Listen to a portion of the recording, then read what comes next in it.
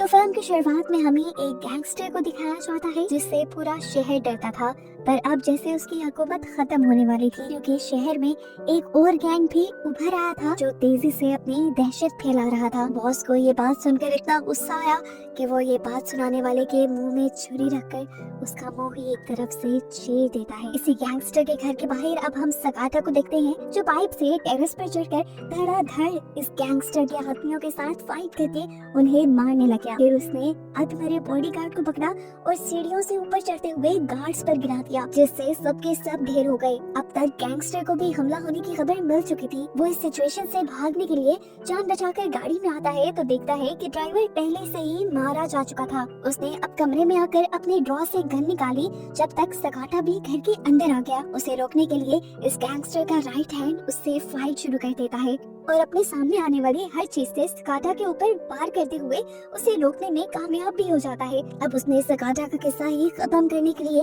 एक नुकीली चीज भी उठा ली और सकाटा को नीचे गिरा दिया।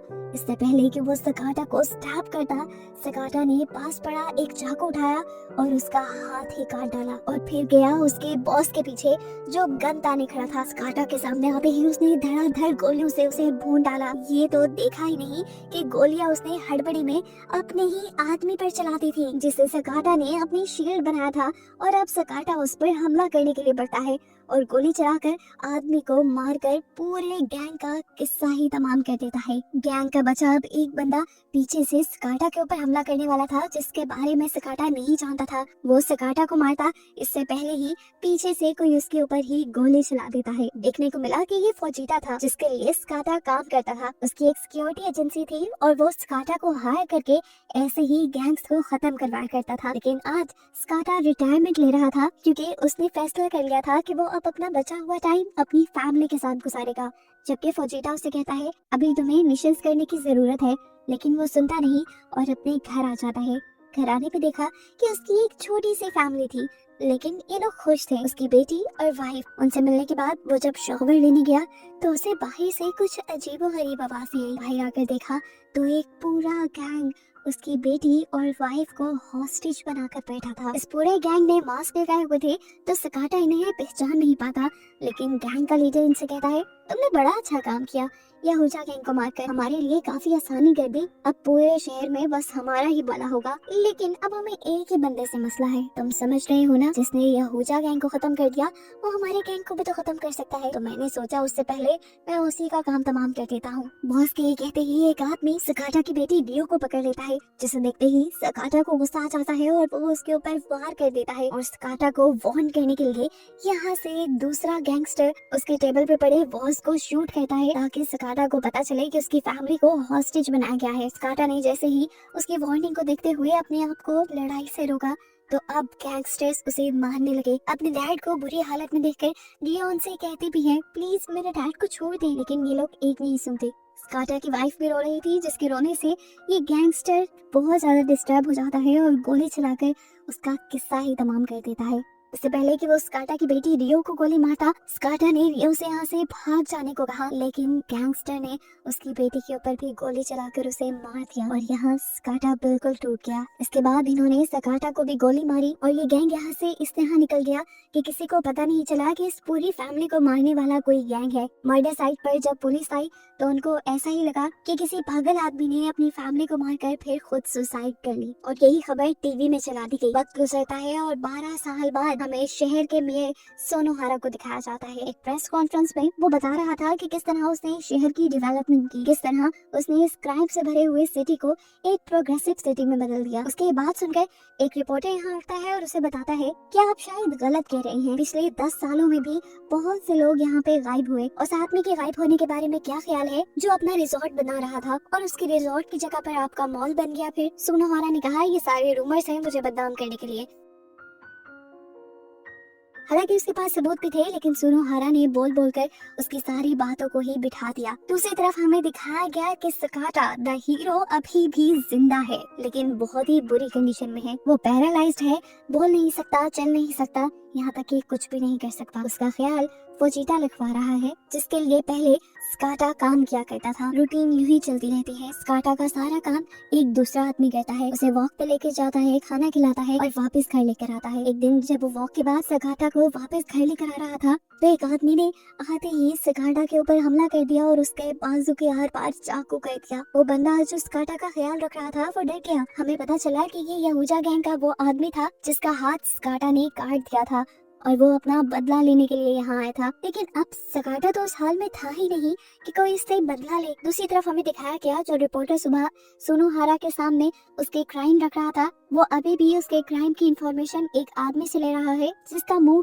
यहूजा गैंग के लीडर ने मूवी के स्टार्ट में ही काट दिया था। उससे शहर में होने वाले हर क्राइम का पता था। वो उसे एक्सप्लेन करता है कि कैसे सुनोहारा को अपने रिसोर्ट और मॉल्स के लिए लाइसेंस मिला। ये सारी चीज रिपोर्टर लिख ही रहा था कि इतनी ही देर में किसी ने उनकी गाड़ी का शीशा तोड़ दिया। आदमी मास्क पहने हुए था। उसे देखकर रिपोर्टर गाड़ी से निकलकर भागने की कोशिश करता है पर हार जाता है और पकड़ा जाता है। यहाँ दूसरे मास्क पहने आदमी ने इंफॉर्मेशन देने वाले आदमी को भी पकड़ लिया और गन उसके मुंह में रख के शूट करके उसे मार डाला। सीन कट होकर फोजिटा को दिखाया गया जिसे पास्ट की मेमोरीज आ रही थी। उसे आज भी याद था कि स्काटा की फैमिली के बारे में उसी ने उस गैंग को बताया था जिस गैंग ने स्काटा की फैमिली को मार दिया, और इस चीज का उसे आज तक रिग्रेट था। इसीलिए तो वो स्काटा का बहुत ख्याल रखता था। यहाँ पर एक पुलिस ऑफिसर हॉस्पिटल में एडमिट स्काटा के पास पहुँचता है और उस पर पहरा देने वाले ऑफिसर्स को किसी काम से भेजकर उसके पास आ जाता है। यहाँ आते ही उसने मास्क पहन लिया था, मतलब ये कि पुलिस ऑफिसर भी कीमनगामी गैंग का हिस्सा था जिसने स्काटा की फैमिली को मारा था, और अब ये स्काटा को तमाम करने के लिए आया था। वो एक इंजेक्शन में जहर भरकर ड्रिप में डाल रहा था और स्काटा उसे देख रहा था।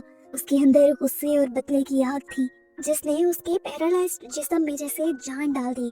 स्काटा ने अपनी ड्रिप उतारकर अपने आप को बेड से गिरा लिया, फिर इस आदमी को पीछे से पकड़ते हुए नीचे गिराया, लेकिन अभी वो ज्यादा ताकतवर नहीं था, इसीलिए गैंगस्टर के अगले वार से ही बेहोश हो गया। अब उतने में ही दूसरे ऑफिसर्स भी उसके पास आ गए, जिनमें से एक ने जब अपने सीनियर को मास्क पहने देखा तो सारी गेम वो समझ ही गया। अब वो उसका पोल ना खोल दे, मास्क वाला ऑफिसर उसके मुंह पर पिल्लो रखकर उसे शूट कर देता है। दूसरे ऑफिसर ने अपने सीनियर को कुछ नहीं कहा क्योंकि वो भी एक गैंग का हिस्सा था, पर अब डॉक्टर ये सब कुछ देख चुका था, इसीलिए दूसरा आदमी डॉक्टर को पकड़कर मार देता है। इस मार धाड़ में इन्होंने स्काटा के ऊपर तो ध्यान ही नहीं दिया, जिसे अब होश आ गया था। उसने मास्क पहने ऑफिसर को पीछे से पकड़ लिया। उसका दूसरा साथी उसे बचाने के लिए आया तो स्काटा ने उसे बेड के पीछे धकेल दिया, लेकिन मास्क ऑफिसर के हमले से ना बचा। स्काटा ने उससे अपने आप को बचाने के लिए उसे नीचे गिराया और उससे पहले कि मास्क ऑफिसर कोई बैक हमला करता, बेडशीट का फंदा बनाते हुए स्काटा ने उसके गले में डाल दिया और जोर से दबाते हुए उसे जान से मार दिया। तड़पता हुआ मास्क ऑफिसर अपने पाँव चला रहा था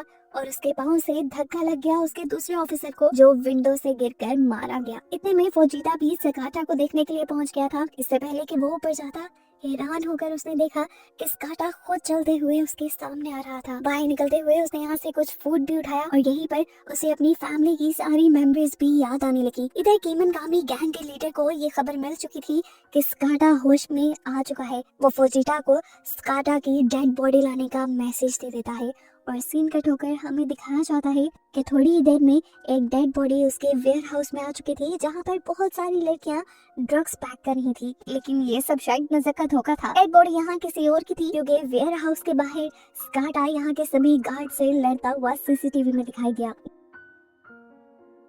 गेट पे बैठा वॉचमैन अब स्काटा की गाड़ी को शूट करता है तो अंदर बैठा उसकी गोली से स्काटा का केयर टेकर मारा जाता है, और फोजिटा जब बाहर निकलता है तो वो भी गोली से जख्मी हो गया था, लेकिन उसने हार नहीं मानी और सामने गोली मारने वाले को अपनी गन से गोली मारकर मार दिया। यहाँ स्काटा जब फैक्ट्री के अंदर आया तो बहुत से लोगों से लड़ने लगा। एक के बाद एक इंसान को मारते हुए वो आगे बढ़ा था, किसी को पीछे से गिराते हुए तो किसी का सर दीवार से रगड़ते हुए वो सबको मारते हुए आगे जा रहा था। लेकिन आगे और ज्यादा लोग उसका इंतजार कर रहे थे जो उसके ऊपर डिफरेंट तरीकों से हमला करते हैं, लेकिन स्काटा उनको उन्हीं के तरीकों से मार डालता है। स्काटा जब दूसरे आदमी से लड़ने लगा तो यहाँ पर एक आदमी ने पीछे से क्रेन लाकर उसे मशीन में डाल दिया। स्काटा जब इस मशीन से नीचे गिरा तो उसने एक छुरी फेंकते हुए उस आदमी के गले पे वार किया और वो वहीं पर मर गया। दूसरा आदमी अब कन्वेयर मशीन पे बैठा उस पे शूट कर रहा था। स्काटा ने बड़ी जंप लगाई और उसी कन्वेयर मशीन के अंदर चला गया। उससे उन्हीं की गन छीनी, उसको भी शूट किया और उसके साथ उसके कई साथियों को शूट कर दिया। लेकिन फाइट अभी भी यहाँ खत्म नहीं हुई थी। लोग अभी भी उसके पीछे थे। हर कदम पे कोई ना कोई उसके सामने आ जाता था और वो मारकर आगे ही बढ़ रहा था, क्योंकि इस टाइम उसे सिर्फ अपनी फैमिली का बदला लेना था किमुनगामी के लीडर से, जो इस टाइम अपनी ड्रग्स लेकर अपने आप को लड़ाई के लिए तैयार कर रहा है। जब वो ऊपर पहुंचा तो उसने देखा कि लीडर पहले से ही दूर जा चुका था और उसने अपने फोन पे एक बटन दबाया और ये पूरी की पूरी बिल्डिंग जल गई जिसके अंदर स्काटा था। अब उस आदमी ने जिसने ये बिल्डिंग जलाई थी उसको लीडर का कॉल आया जो उसे मुबारक दे रहा था स्काटा को खत्म करने की। मतलब ये भी लीडर नहीं था, वो अभी अपनी कामयाबी की सेलिब्रेशन कर ही रहे थे, लेकिन सब कुछ खराब होता दिखाई दिया क्योंकि सामने से स्काटा अपने आप को ब्लैंकेट में लपेटे सही सलामत बाहर आ चुका था। उस आदमी की टांगे कांपने लगी और यहाँ फौजीटा पिटर गया। उसने स्काटा के सामने कन्फेस कर लिया कि उस दिन तुम्हारी फैमिली के बारे में मैंने ही उस गैंग को बताया था। मैं भी इस गिल्ट के साथ नहीं जी सकता, तुम मुझे भी मार दो।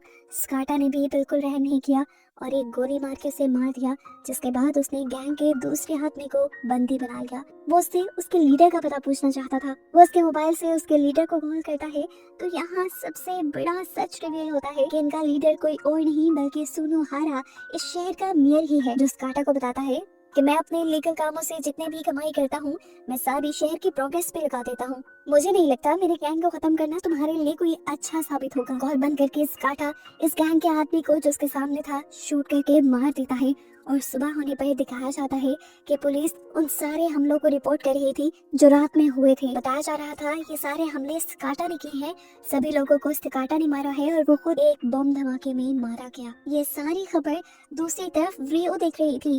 यस, रियो यानी स्काटा की बेटी जो अभी तक जिंदा थी और उसे किमुनगामी गैंग के ही एक आदमी ने पाला था। यहाँ इस आदमी को खबर मिलती है कि स्काटा अभी मरा नहीं है बल्कि वो छुपा हुआ है और किसी भी वक्त वो यहाँ पर आकर हमला कर सकता है। जबकि हम स्काटा को एक पुराने पुलिस ऑफिसर के पास देखते हैं जिसकी एक मर्तबा स्काटा ने जान बचाई थी और इसीलिए पुलिस ऑफिसर उसके लिए सारी खबरें लाकर दिया करता था। वो स्काटा को ये खुशखबरी देता है कि उसकी बेटी रियो उस दिन जिंदा बच गई थी क्योंकि किमुनगामी गैंग के उस लीडर ने उसकी बेटी को शूट नहीं किया था बल्कि उसके टॉय को शूट किया था।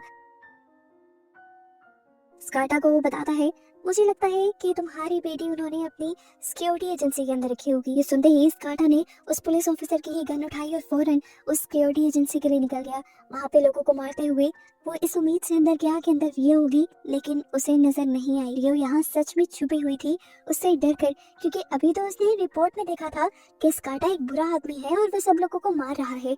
असल में वो स्काटा के बारे में सब कुछ भूल चुकी थी।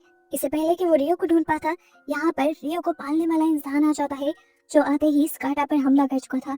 स्काटा भी पीछे मुड़कर उसे मारता है और रियो डर कर यहाँ से भागने लग जाती है। इन दोनों की तगड़ी लड़ाई होती है। वो गैंगस्टर स्काटा को गन से शूट करने की कोशिश करता है, लेकिन स्काटा उसकी गन का हमला दूसरी तरफ मोड़ देता है। तो वो आदमी अपने पास पड़ा एक बॉस स्काटा के सर पे मार के अपने आप को बचा लेता है और अब उसकी बेइज्जती करना शुरू करता है। जबकि आदमी बोला तो स्काटा को उसकी आवाज पहचान में आ गई कि वही आदमी था जिसने उसकी वाइफ को मारा।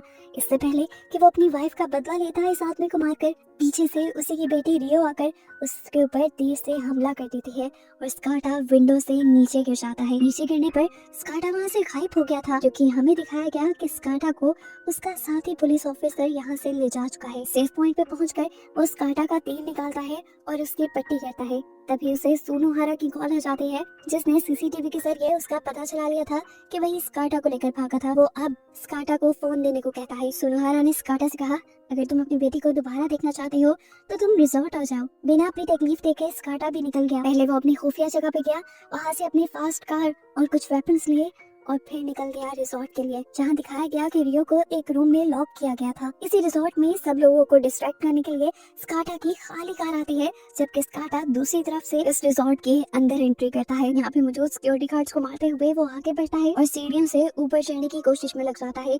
सीढ़ियों में जितने भी आदमी थे एक एक करके वो सबको अपनी गोलियों से बेरहमी से मारता जा रहा था। सभी को मारना आसान था, लेकिन जब आखिरी स्टेप पे वो पहुंचा तो यहाँ पर एक आदमी अपनी स्वॉर्ड से यानी अपनी तलवार से स्काटा को जख्मी कर देता है। अपने दर्द को साइड पर रखते हुए स्काटा ने पहले इस आदमी को मारा और फिर फाइनली वो ऊपर पहुंच ही गया। इस फ्लोर पे आते ही स्काटा का एक मास्क पहने आदमी से सामना हो गया। उसकी स्किल्स सच में स्काटा के लेवल की थी। इससे लड़ते हुए स्काटा को वाकई मुश्किल हुई, लेकिन फाइनली स्काटा ने उसे भी हरा दिया।